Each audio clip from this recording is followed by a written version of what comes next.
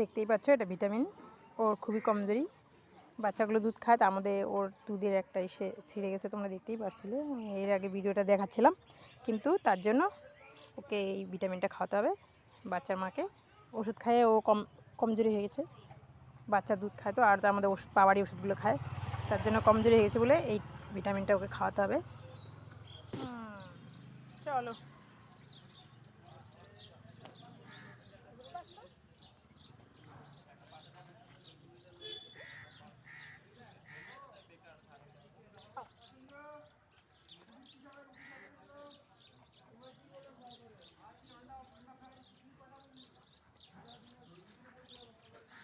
খাওয়া দিছি, ওষুধ খাওয়ানো হয়ে গেছে।